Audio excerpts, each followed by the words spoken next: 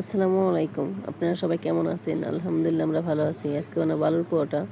আলুটা সিদ্ধ করে নিলাম, মরিচটা একটু ভেজে নিছি, আর সাথে পেঁয়াজটা আছে, পেঁয়াজটা একটু ভেজে নেব। এই যে ভেজে একটু লাল লাল করে নেব। আর এই আলুর পরোটাটা খেতে কিন্তু ভালো লাগে, অসাধারণ লাগে। আর সরিষার তেল দিয়ে অবশ্যই ভাজছি। আর শুকনো মরিচ লাগবে, এখানে কাঁচা মরিচ ব্যবহার করব না। দেখেন একবারে লাল লাল করে আর পেঁয়াজটা বাদামি করে ভেজে নিছি। আর একটু লবণ দিয়ে এখন এই যে শুকনো মরিচটা একটু ভেঙে নেব। ভেঙে আমি ভালো মতো একটু ভর্তা করে নেব। আর এটা খেতে কিন্তু অসাধারণ ছিল, আর বানাতেও একদম ইজি। আপনার বাসায় ট্রাই করতে পারেন। আর আমাদের ভিডিওটি ভালো লাগলে লাইক এবং শেয়ার করে দেবেন। আলুটাই যে আমি একটু ভেঙে ভেঙে নেব, ভেঙে ভেঙে একদম এই যে শুকনো মরিচের আর পেঁয়াজটা দিয়ে ভালো মতো মেখে নেব। এখানে আর তেল ব্যবহার করব না। দেখেন একদম হয়ে গেছে।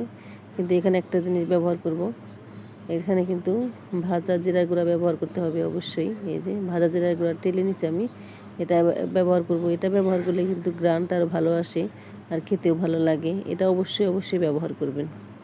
আর এখন আমি যতটুকু পুর দিব ততটুকু করে নিছি, গোল গোল করে নিছি। আর এখানে আমি আটাটা মেখে রেখে দিছি আগেই। দেখেন এই যে এখন গোল গোল করে নেব, করে নিয়ে একটা আমি বেলে নেব। এখন বেশি বেলবো না, অল্প বেলে নেব। দেখেন এতটুকুই বেললে কিন্তু ভালো হয়। বেশি বেলবেন না, বেশি বেললে পাতলা হলে পিছনে কিন্তু পরে বেশি পাতলা হয়ে যায়। এভাবে করে যে মুখটা বন্ধ করে দিয়ে দেবো, আলুটা দিয়ে মুখটা বন্ধ করে দিয়ে চেপে চেপে করবো। আর বাড়তি যদি বেশি থাকে আমি ওটা করে নেব, সরিয়ে ফেলবো। দেখেন একটু চেপে দিলাম। চেপে আপনারা এরকম হাত দিয়েও করতে পারেন। ইচ্ছা করলে যে হাত দিয়ে একটু আস্তে আস্তে করে বেলে নিতে পারেন। যদি বেশি বড় না করেন তাহলে হাত দিয়ে বেলাই ভালো।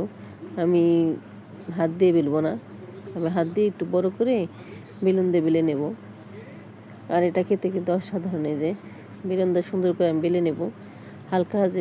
হালকা করে বেলতে হবে, একদম করতে হবে না, তাহলে পুরটা কিন্তু বেশি বের হয়ে যাবে। আর এই পুরটা বের হলেও সমস্যা নাই, এটা আমি তো ডুবা তেলে ভাজবো না। দেখেন একটা একটা করে অনেকগুলোই যেভাবে বানিয়ে নিব। এই যে আরেকটা বানিয়ে দেখাচ্ছি আপনাদের বোঝার সুবিধাতে। দেখেন এই যে পুরটা দিয়ে একদম এই যে বেশিটুক সরিয়ে দিলাম। একদমই ইজি বানানো, কিন্তু সবাই বানাতে পারবেন। আর এটা খেতেও কিন্তু অসাধারণ। দেখেন চাইলে হাত দিয়ে চেপে নিতে পারেন, হাত দিয়ে সুন্দর করে বেলে নিতে পারেন।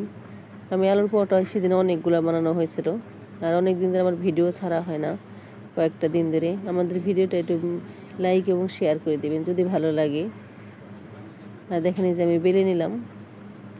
এভাবে বেলে নিলে কি আলুর পুরটা একদম হয়ে যায়। দেখেন কতগুলো বানিয়ে নিয়েছি, অনেকগুলো বানানো হয়েছে। এখন একটা একটা করে ভেজে নেব।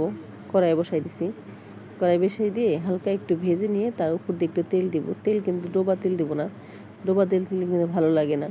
আলুর পরোটা কম তেল দিয়ে ভাজবেন, খেতে ভালো লাগবে। আর আগে একটু ছেঁকে নেবেন। ছেঁকে নিলে কিন্তু সুন্দর একটা কালার আসে। দেখেন কত সুন্দর কালার আসছে, আর একদম ফোলা ফোলা থাকে। আর এমন ভাজতেছিলাম পরোটা, আলুর পরোটা, আর একটা একটা করে খাওয়া হয়ে গেছিলো।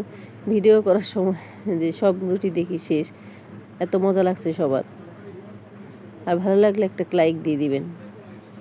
হালকায় দেখেন এই যে ভেজে হালকা তেলে নেব, তারপর তেল দেব। তেলটা কিন্তু পরে দেব, তেলটা কিন্তু আমি আগেই দিই না। দেখেন এই যে হালকা একটু ভেজে তারপর তেল দিয়ে দিই। আস্তে আস্তে সুন্দর একটা কালার চলে আসে। যেমন কালার দেখতে তেমন খেতেও দারুণ। আপনারা চাইলে বাসায় তৈরি করে খেতে পারেন। আর রোজা এসে গেছে,